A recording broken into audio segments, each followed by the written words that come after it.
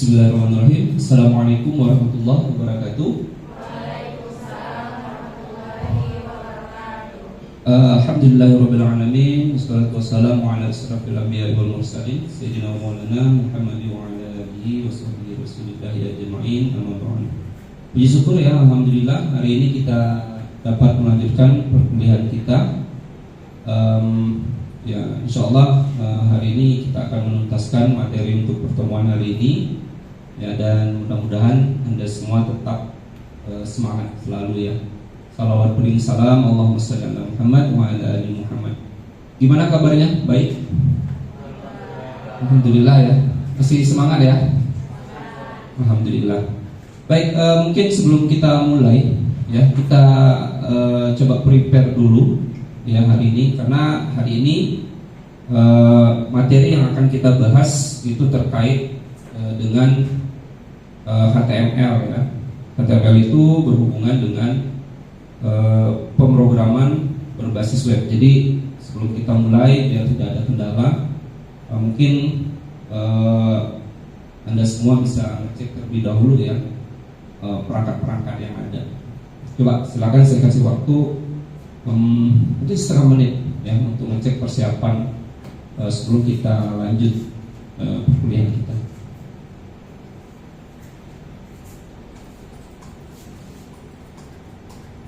Ada yang nggak bisa dioperasikan? Bisa ya? Alvin gimana? Aman? Aman ya?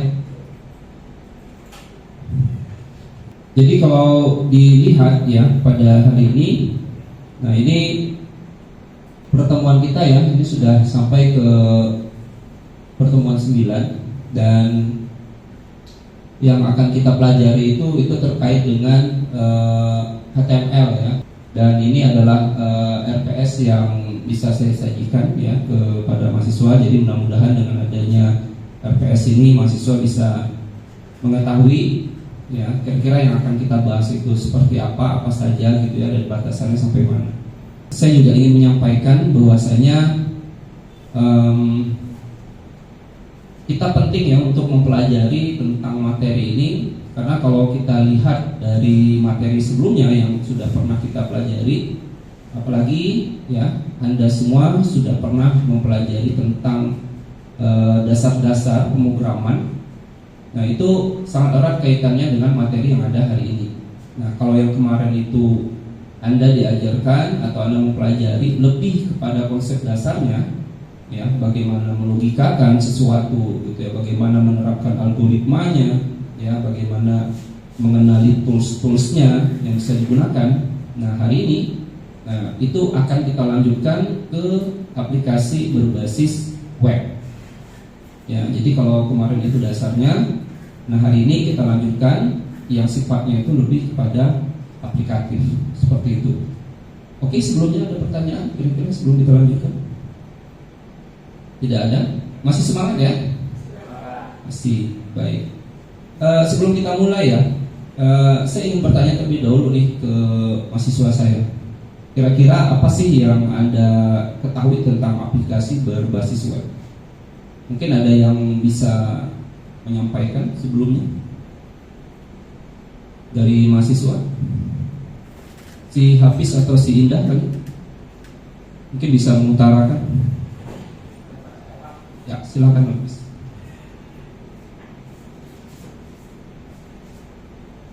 Menurut saya aplikasi berbasis web itu adalah aplikasi yang dikembangkan dan kita bisa akses melalui internet, yaitu dengan mengetikkan di sebuah browser.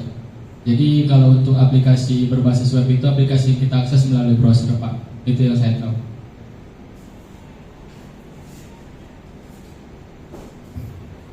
Oke, mungkin ada yang lain yang bisa menyampaikan? Dani Harmadi, ini Dani. Terima kasih, saya ingin menambahkan sedikit dari Hafiz Aryat. Kalau bagi saya aplikasi web ini tidak hanya bisa diakses di internet, tapi bisa juga diakses di tidak dalam internet ataupun lokal. Terima kasih. Oke ya, terima kasih ya atas masukan yang diberikan tadi ya. Jadi tanggapan Anda, nah itu memang benar ya. Pada saat ini kalau kita lihat itu kita tidak bisa terlepas dari yang namanya aplikasi berbasis web. Jadi walaupun berbeda platform, apakah itu kita menggunakan laptop gitu ya, handphone. Nah itu yang namanya aplikasi berbasis web, dia bisa jalan pada platform yang berbeda gitu. Nah aplikasi berbasis web ini ya ini sangat banyak sekali merambah ke dalam kehidupan kita sehari-hari. Ya, jadi kalau seandainya misalkan Anda tamat dari program studi sistem informasi ini, kemudian Anda menjadi salah satu dari profil lulusan kita ya, yakni menjadi seorang programmer gitu ya, yang berkecimpung di bidang programming. Nah sejatinya ya karena kita keluaran kita dari UIN Suska Riau, nah itu kita wajib menerapkan yang namanya integrasi keislaman. Jadi maksudnya ya kita harus menerapkan nilai-nilai keislaman ya pada saat kita sudah ingin mengaplikasikan atau mengimplementasikan ilmu kita ke masyarakat. Jadi kalau seandainya misalkan Anda pernah mendengar di Indonesia gitu ya, ketika ada proyek kemudian mendengar ada nominal yang besar gitu ya, mungkin yang ada di benak kita atau pikiran kita, bagaimana proyek kita itu gimana pun caranya harus dapat sama kita gitu, tanpa memikirkan jalan yang apakah itu halal atau haram atau boleh atau tidak secara agama kita. Nah bedanya dengan kita ya, ketika kita ketemu yang seperti itu wajib ya para alumni program studi sistem informasi ketika mendapatkan proyek ya membuat aplikasi atau sistem tersebut, nah itu harus memperhatikan nilai-nilai keislaman. Jadi Anda harus jujur gitu ya. Kalau misalkan nih bikin sistem, apakah sistem ini punya kelemahan? Nah, kita sampaikan gitu. Ya, siapa tahu nanti dengan kita jujur tadi itu kita diberikan solusi ya, atau ada orang lain yang dia bisa mengcover atau menutup ya kelemahan yang ada di kita. Nah, jadi jujur gitu ya. Nah, nilai itu yang harus Anda tanamkan ketika Anda tamat besok. Ya. Nah, itu yang harus saya sampaikan salah satunya ya terkait dengan materi yang akan saya sampaikan pada hari ini.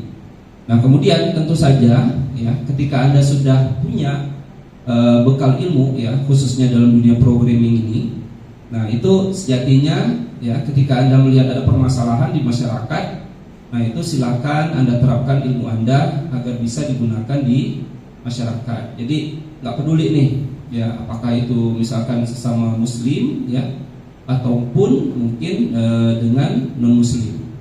Nah, setidaknya kita bisa menerapkan ilmu kita untuk ya kemaslahatan umat manusia gitu yang ada di Indonesia gitu ya. Kenapa? Karena kita hidup di Indonesia, kita tidak boleh memandang yang mana suku ini itu apa segala macam, bahasa yang berbeda, kulit yang nggak sama warna gitu ya. Nah itu nggak ada lagi gitu. Jadi siapapun itu kita harus bantu. Paham ya sampai di sini? Oke. Sebelum saya lanjutkan, kira-kira ada yang mau ditanyakan? Tidak ada? Indah? Ada yang mau ditanyakan Indah? Aman ya? Oke, tadi sudah saya sampaikan ya bahwasanya di RPS saya tadi itu materi kita untuk pertemuan hari ini kita akan masuk ke HTML. Nah kemudian apakah sudah siap untuk mulai perkuliahan kita hari ini? Siap ya? Oke, kalau siap kita akan coba masuk materi kita yakni HTML. Nah, apa sih HTML itu ya? Jadi kalau Anda lihat di slide saya, HTML itu singkatan dari Hypertext Markup Language. Nah, ini referensi utama kita. Jadi kita akan belajar ya dengan menggunakan referensi utama yakni di w3school.com karena ini merupakan standar ya yang bersifat internasional. Kemudian referensi berikutnya itu saya ambil dari hasil-hasil riset penelitian sebelumnya, baik itu yang pernah saya lakukan maupun saya bersama mahasiswa yang risetnya itu sudah dipublikasi ya di jurnal-jurnal. Apa itu HTML? Nah, HTML itu singkatan dari Hypertext Markup Language yang mana ia merupakan bahasa markup standar ya untuk membuat sebuah halaman web. Jadi kalau pengen tahu bagaimana web itu tersajikan, nah itu sebenarnya dari browser itu dia bisa menerjemahkan skrip-skrip atau bahasa-bahasa dari HTML.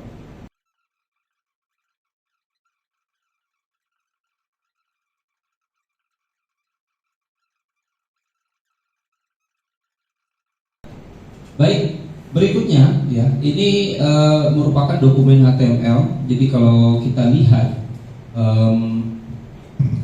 yang ada di sebuah, apakah itu website maupun aplikasi berbasis web yang lainnya ya, seperti sistem gitu. Sistem itu banyak, ada sistem informasi akuntansi, ada sistem informasi manajemen gitu ya, apakah itu yang bersifat CMS dan lain sebagainya. Yang jelas ketika dibuka di web browser ya, itu kalau kita lihat sintak yang ada di dalamnya itu dia terdiri dari dokumen seperti ini, baris skrip seperti ini itu ya. Nah jadi wujud asli sintak atau skrip HTML itu dia terdiri dari tag-tag gitu ya. Kalau di dalam HTML itu disebut dengan tag HTML ya, yang mana tag ini untuk membangun sebuah aplikasi berbasis web tadi. Nah, jadi kenapa dia disampaikan atau disebut dengan markup? Nah, karena ini kalau pakai bahasa lain gitu ya, atau bahasa saya, markup itu sama seperti kita menandai. Nah, misalkan kalau di Microsoft Word kita pengen menandai sebuah kata atau tulisan itu misalkan tebal gitu ya, bold. Nah, jadi kalau di HTML, nah itu kita bisa buat atau kita bisa menandai ya, misalkan nih my first heading, di sini kita tandai nih ya, bahwasanya di sini ya ada sintak pembuka untuk kita menebalkan ini, kemudian diakhiri dengan sintak penutup. Jadi di antara sintak pembuka ya dengan sintak penutup ini, nah itu artinya kita menandai dia sebagai kata atau tulisan yang ingin ditebalkan. Nah itu ciri khas dari HTML. Jadi kalau kita belajar HTML, saya rasa sangat mudah. Karena apa ya, kita pengen ngapain gitu ya, cukup kita kasih penandanya apa. Seperti itu kesimpulan. Oke, bisa dipahami? Bisa ya. Ada pertanyaan kira-kira? Kita lanjutkan ya. Baik, kita lanjutkan sesi berikutnya. Jadi setelah Anda memahami ya konsep dari HTML ini, berikutnya kita akan coba praktek. Jadi di sini kita akan menggunakan metode demonstrasi. Jadi saya akan mendemokan ya sintaknya, kemudian nanti Anda silakan mengikuti saya. Kemudian kita lihat hasilnya sama-sama seperti apa. Kemudian nanti silakan Anda pahami apa yang Anda ketik, kemudian apa yang Anda lihat ya. Mungkin silakan dilakukan analisis sedikit. Nah kemudian jika ada yang menemukan kendala, nanti silakan bertanya langsung nanti ke saya. Bisa dipahami? Oke, langkah berikutnya kita buka tools yang kita gunakan hari ini. Jadi kita menggunakan VS Code ya, atau Visual Studio Code sebagai IDE ya, untuk membangun aplikasi berbasis web tadi. Jadi ngetiknya di situ. Kita langsung saja mulai ya.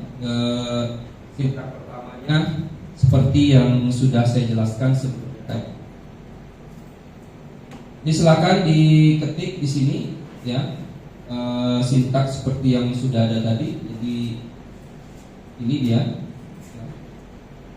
HTML ya, ada head. Nah kemudian ada meta di sini. Nah kemudian di sini kita kasih terlebih dahulu ya detailnya. Misalkan belajar HTML pertama saya gitu ya. Kita kasih title-nya itu.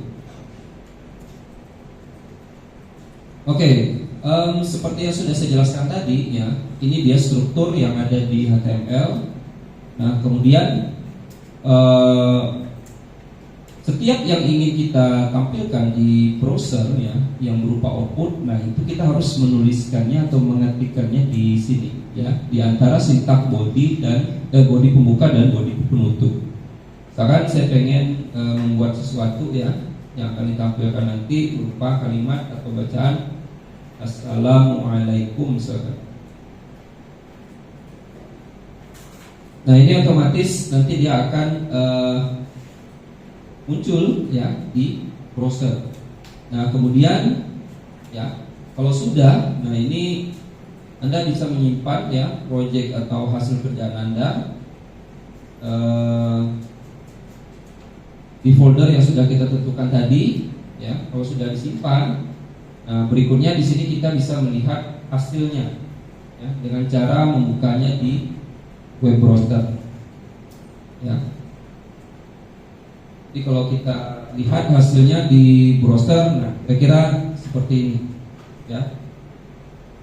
Ternyata script atau sintak yang kita buat tadi dia sudah berjalan dengan baik. Oke, kira-kira sampai di sini ada yang mau ditanyakan terkait materi kita hari ini? Ya, silakan.